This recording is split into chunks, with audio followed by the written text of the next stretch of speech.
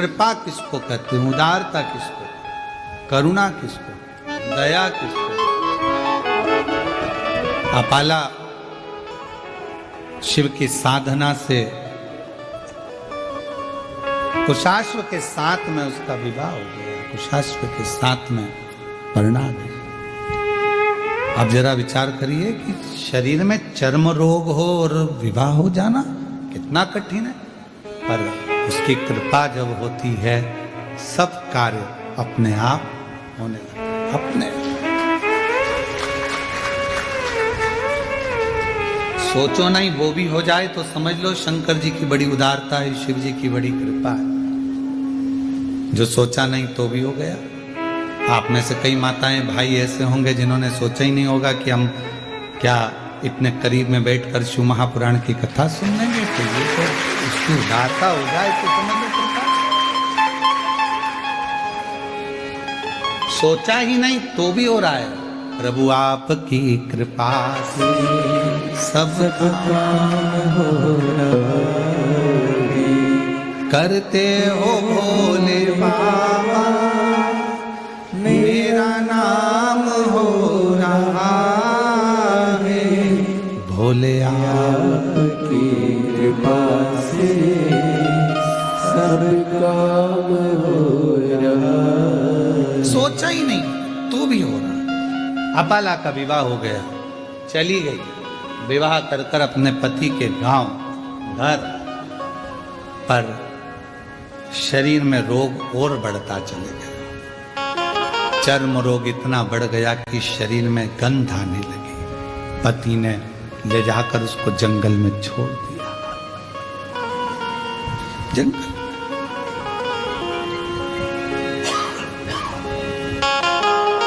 तेरे पिता ने मेरे साथ धोखा किया। अपाला हाथ जोड़कर कहती है मेरे पिता ने धोखा नहीं किया। पिता ने तो कहा था मेरे शरीर में चर्म रोग है, पर आपने कहा कि सुंदर है मैं इससे विवाह करूंगा, करा, रोग बढ़ा, धक्का देकर निकाल दिया बाहर।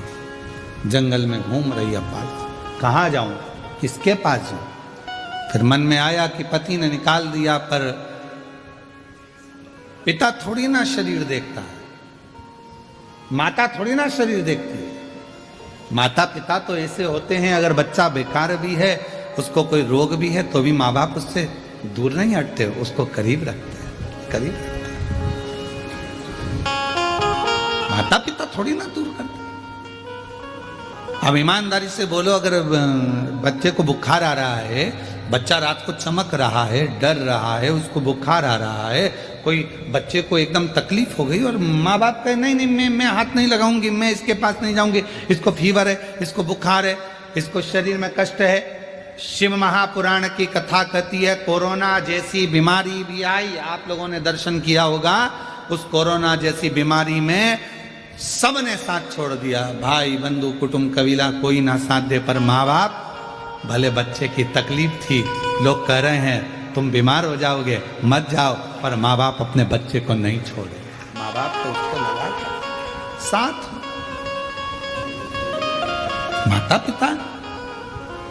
अपाला को लगा कि मैं कहाँ जाऊं, पति ने निकाल दिया, वन में छोड़ दिया, कहाँ घूमूंगी, शरीर में रोग है, चल क्या, चली। और अपाला चली, एक काम करती हूं अपने पिता के पास जाती, पिता के पास। अपाला आंतऋषि की कुटिया में पहुंच गई। मानसुइया ने देखा, बेटी तेरा तो मैंने विवाह कर दिया था, तो अपने पति के घर चली गई थी, फिर यहां कैसे आ गई। मां, पति ने निकाल दिया, वन में घूम रही थी, कहां जाती तो आपके पास आ गई।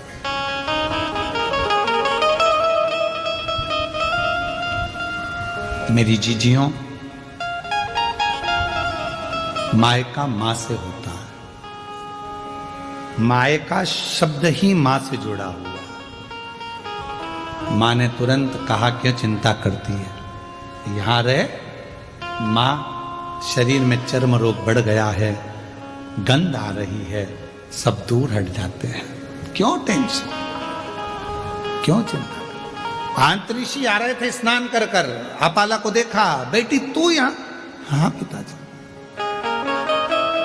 शरीर में रोग बढ़ा, पति ने छोड़ दिया, यहाँ ही हूं। क्यों? तू इतना सुंदर वेद गाती है, इतना सुंदर वेद की रचना करती है, इतना इतना तेरे में विद्वत्ता है, एक बार पढ़ ले, एक बार अगर अध्ययन कर ले तो तुझे याद रह जाता। अब दत्तात्रेय भगवान की बहन है अपाला, चंद्रदेव की बहन है अपाला, दुर्वासा जी की बहन है अपाला, कोई साधारण होगी? विद्वत्ता में परिपूर्ण। अभी आपको कथा में कहा, बेटे को कहना पड़ता है पढ़ पढ़ पढ़, बेटी को नहीं कहना पड़ता। आई स्कूल से और पुस्तक निकाल के सोफे पे लंबा पाँव कर कर 1 2 कुछ नहीं करेगी तो अपनी कलर निकाल लेगी और बोई पोतती रहेगी। उस बेटे को कहना पड़ता है। और बेटा आया स्कूल से, ये उठा, कार उठाई, ये उठाया, वो उठाया, यहाँ दौड़ वहाँ दौड़, ये फेंक वो फेंक। और बेटी आई स्कूल से, अपनी बुक निकाली, मम्मी जल्दी देखो आज मेरे को गुड मिला है, मम्मी देखो, मम्मी देखो, आई देखो, पापा सबको बताइए, पापा ताऊ, बड़े पापा, आंटी अंकल सबको, दादी दादा, बैग खोल खोल के लाएगी, सबको दिखाओ। और बेटा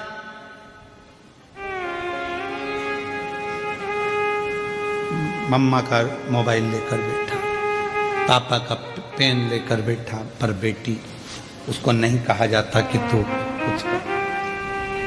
इतनी विद्वान थी अपाला, विद्वत्ता में परिपूर्ण, पढ़ती, वेद की ऋचा जब बना सकती है, वेद की जब ऋचा को तैयार कर सकती है, सुक्त तैयार कर सकती है, तो वो साधारण नहीं हो सकती, साधारण। अब अंत ऋषि ने देखा कि बेटी का शरीर बहुत बिगड़ रहा है, रोग बहुत ज्यादा हो गया, चर्म रोग बहुत ज्यादा फैल गया, क्या करूं? तब अंत ऋषि ने कहा कि बेटी, क्या तूने, इंद्रदेव ने कहा था तो तूने क्या शंकर भगवान की साधना नहीं करी? करी, मैंने तप करा, साधना करी, उसी से तो मेरा विवाह हुआ था। फिर ये शरीर में रोग। आखिरी में इंद्रदेव स्वयं कैलाश पर्वत की ओर चले गए, अपाला को देखकर कि इसका शरीर बिगड़ रहा है, शरीर बिगड़ रहा है। पूरी दुनिया की पहली स्त्री थी, पहली कन्या थी देवताओं में जो विद्या के प्रति इतनी जागरूक थी। आज के जमाने में लोग बेटियों को पढ़ाने से पहले विचार करते हैं कि पढ़ाएं ना पढ़ाएं, इतनी पढ़ ली बहुत है। पहली बेटी थी आंत्री ऋषि की बेटी अपाला, जो विद्या अध्ययन में प्रखर थी, जो वेद में भी अपनी ऋचाओं को, सुक्त को प्रदान कर देती थी, वो अपाला थी। इंद्रदेव ने कैलाश पर्वत पहुंचे, शिव जी तो कैलाश पर मौन होकर बैठे थे। किससे कहें कि अपाला को एक रोग है और अपाला मुझे भजती है और मैं जाऊंगा नीचे उससे मिलने के लिए तो मुझसे वर मांगेगी। एक बार मैंने उसको साधना बता दी थी, पर उसके बाद उसका विवाह तो हो गया था, फिर तकलीफ, शरीर में रोग है। इंद्रदेव पहुंचे देवादिदेव महादेव के पास में, शंकर भगवान मौन थे, नंदी बैठे थे। नंदी शिव जी की ओर निहार रहे, शंकर जी की, बोले कुछ। इंद्रदेव ने जाकर अपाला से कहा, अपाला अगर तेरे शरीर में रोग है तो तू भी एक काम कर, कुछ मत कर, शिव जी को निहार। नंदी हमको प्रेरणा देता है। शंकर भगवान के मंदिर में जो नंदी की स्थापना होती है शिव मंदिर के बाहर, वो हमको प्रेरणा देता है कि इधर उधर ना झांकते हुए शंकर पर दृष्टि लगा लो, वो तुम्हारी सृष्टि बदल देगा, वो तुम्हारी जिंदगी बदल देगा। वो नंदी सीख गया। पर हमारी आदत बुरी है, हम मंदिर जाते हैं तो 10 जगह पर ध्यान लगाते हैं, हम कथा में भी जाएंगे तो 50 जगह हमारा ध्यान जाएगा, अगर मंदिर भी जाएंगे तो 50 जगह ध्यान जाएगा। तीर्थ जाएंगे तो 50 जगह ध्यान जाएगा। यहां तक शिव महापुराण की कथा कहती है कि यदि आप काशी विश्वनाथ जी का दर्शन करने के लिए काशी में पहुंचे हो तो सबसे पहला लक्ष्य तुम्हारा यह होना चाहिए कि मुझे विश्वनाथ जी से मिलना है, मुझे बाबा का दर्शन करना। कृष्णेश्वर बेलूल गए हो, मुझे शिव जी का दर्शन करना। मुझे भीमा शंकर गए हो, भीमा शंकर, मेरी मासी के यहाँ बाद में जाऊंगी, दूसरे मंदिर बाद में जाऊंगी, पहले सबसे पहले मुझे जाना है तो मेरे बाबा के यहाँ जाना, जिससे मिलने के लिए आई। आप लोगों ने कथा में सुना कि नहीं सुना? हमने एक बार कथा में कहा था कि आपके घर के पास में अगर शंकर जी का मंदिर है, आप वहां जा रही हो ना, आपकी पड़ोसन कितनी भी अच्छी आपकी बेस्ट फ्रेंड है, आपके रिश्तेदार रहते हो, कुछ भी रहता हो, और आप शंकर जी के मंदिर से जब वापिस आओ तो किसी के दरवाजे पर रुकना नहीं, सीधे अपने घर पर आना। क्योंकि शिव जी को जब जल चढ़ाकर लोटा जो लेकर जाते हो, पानी का लोटा लेकर जाते हो, कलश लेकर जाते हो, एक लोटा जल लेकर जाते हो, जब शंकर भगवान को चढ़ाते हो तो शिव जी ने लक्ष्मी को वर दिया था भगवान नारायण को देने से पहले कि लक्ष्मी, जो मेरे मंदिर में आकर एक लोटा जल चढ़ाएगा उसका पात्र खाली नहीं जाना चाहिए, उस पात्र में तुम बैठकर उसके घर तक जाओगी।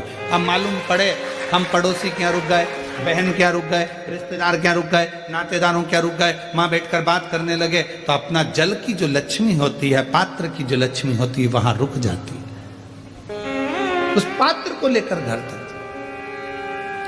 कुबरेश्वर धाम पर लोग आते हैं, जितने लोग कुबरेश्वर धाम आते हैं हम उनसे भी कहते हैं कि आप आए हो तो बाबा से मिलने के लिए। ऑटो वाला कहेगा हम तुम्हें यहाँ ले चलेंगे, ऑटो वाला कहेगा, गाड़ी वाला कहेगा हम तुम्हें वहां ले चलेंगे, बहुत सारे मंदिर है, हम यहाँ घुमाए वहां घुमाए, ये करे वो करे। उससे एक बात कर दो, हे भैया मैं मेरे बाप के घर आई हूँ, कुबरेश्वर धाम आई हूँ, अपने मायके आई हूँ, पहले मुझे वहां लेकर चलो, मेरे बाबुल के पास, मेरे पिता के घर, पहले उससे मिलूं।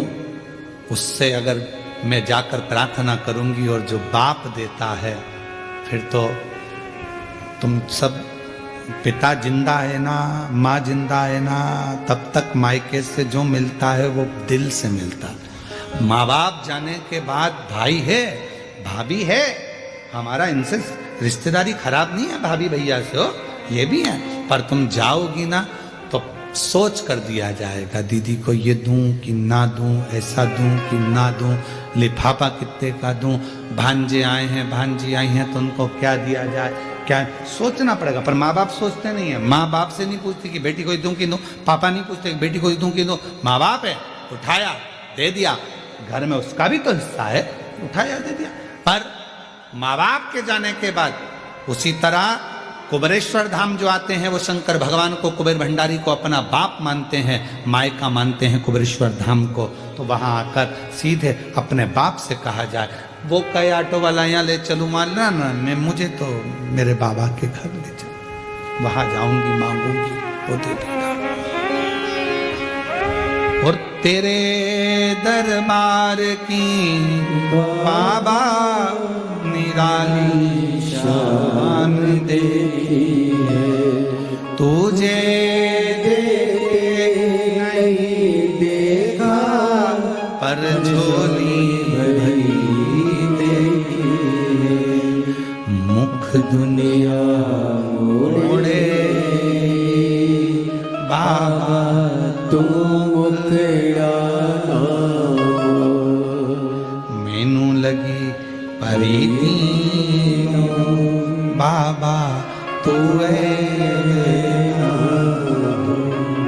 मुख दुनिया मोड़े बाबा तू मुखड़ा, मेरी जो प्रीत लगी है वो ना टूटे, मुखड़ा दुनिया मोड़े, मोड़ने दो, संसार मुखड़ा मोड़े, मोड़ने दो, नाते रिश्ते छूटे, छूटने दो, पर तू ना छूटे। अंत समय प्रभु और वचन दिया तो निभाना पड़ेगा, तो मुखड़ा है वो ना मोड़ा जाए, शिव कृपा करे, करुणा करे, मुझे नहीं जाए, मैं कहां जाऊं। नंदी हमको प्रेरणा दे रहा है शंकर जी के मंदिर के बाहर बैठ कर के, कहीं ध्यान मत दो, शिव पर ध्यान दो, शिव पर। ध्यान का बड़ा महत्व है महाराज जी, बहुत ध्यान लगाना इस बात के लिए। मोबाइल पे भी समझ में आ जाता है कि तुम्हारा दिल कहाँ है। पत्नी पति से बात करती है ना तो कह देती है बात में, मैं तुमसे बात कर रही हूं, तुम्हारा ध्यान कहाँ है। इतनी दूर वो मायके और तुमसे बात कर रही है तो कह रही है कि तुम्हारा ध्यान कहाँ है, मैं तुमसे बात कर रही हूं। फिर पति सूझ में आता है, अरे मैं तेरे से तो कर रहा हूं। और मालूम पड़ा था लैपटॉप पे लगा हुआ था, ध्यान वहां था, होट काम पर लगा हुआ, मित्रों से गप्पे मारने में लगा और फोन आ गया पत्नी का। पत्नी तुरंत पहचान जाती बात करने के तरीके से, तुम्हारा ध्यान कहाँ है। उसी तरह एक लोटा जल तो मंदिर जाके सब चढ़ाते हैं, शंकर जी को मालूम पड़ जाता है कि तुम्हारा ध्यान कहाँ है। My name is Sherlock Holmes. I've always been more of a thinker than a fighter. I'm in. कहाँ तुम्हारा ध्यान है। जिसका ध्यान था बाबा उसकी झोली खुशियों से भर देता है। वो कई बहन माता जी करी थी संतान नहीं, कोई कुछ कहे। एक बहन ने पत्र में लिखा मेरे बेटे के लिए, 12 बार पत्र लिख चुकी हूं, धन्य है, आज हाथ में आई गया। मेरा नाम विजया कैलाश बड़गुढ़र है, मैं 12 बार पत्र लिख रही हूँ गुरुजी। बड़ा लड़का यूएसए के लिए तैयारी कर रहा था पर हो नहीं पा रहा था, बहुत तकलीफ आई। आखिरी में उसने हिम्मत छोड़ी, पर किसी ने कहा कि वो सियोर वाला महाराज कहता है कि हिम्मत मत हारना, शिव जी के मंदिर जाना, लोटा भर जल चढ़ाना।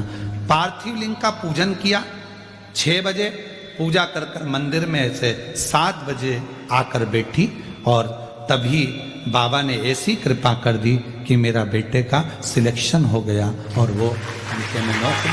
आ जाओ बेटा। शिव तत्व इसी को कहते। और जो जैसी भाव जाकर ठीक नहीं है तो वो दौलत किसी काम की। प्रथम सुख निरोगी आया।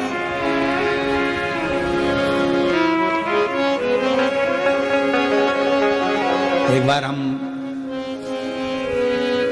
कथा करने के लिए गए और एक बहुत बड़ा हॉस्पिटल था। उस हॉस्पिटल में पहुंचे तो कोई अपने बाप के लिए, कोई अपने बेटे के लिए, कोई अपनी पत्नी के लिए, कोई अपनी माँ के लिए, कोई पति के लिए अटैची भर भर कर पैसा लेकर खड़े थे कि ये रोग ठीक कर दे। बहुत प्रथम सुख निरोगी काया। और मेरा पूरे सनातनियों से, पूरे विश्व में बैठे हुए शिव भक्तों से निवेदन है, मेरा बेटा बेटियों से, मेरे माताओं से, मेरी जीजियों से, मेरे जीजाओं से, मेरी माओं से, मेरे बाबाओं से, सबसे निवेदन करता हूं, 1 लोटा जल शिवजी के मंदिर में जाकर चढ़ाना प्रारंभ कर दो। तुम्हारी जिंदगी के 80% दुख शंकर जी काटना प्रारंभ कर जाओ, बिना संकोच, बिना सोचे। लोग ताना दे, हंसे, व्यंग करे, करने दो, पर अपन चलो अपने शंकर के धाम, शिव के धाम। कोई कहे गुरुजी मैं तो अच्छी हूं, क्या करूंगी मंदिर जाकर। बात का समय किसने देखा?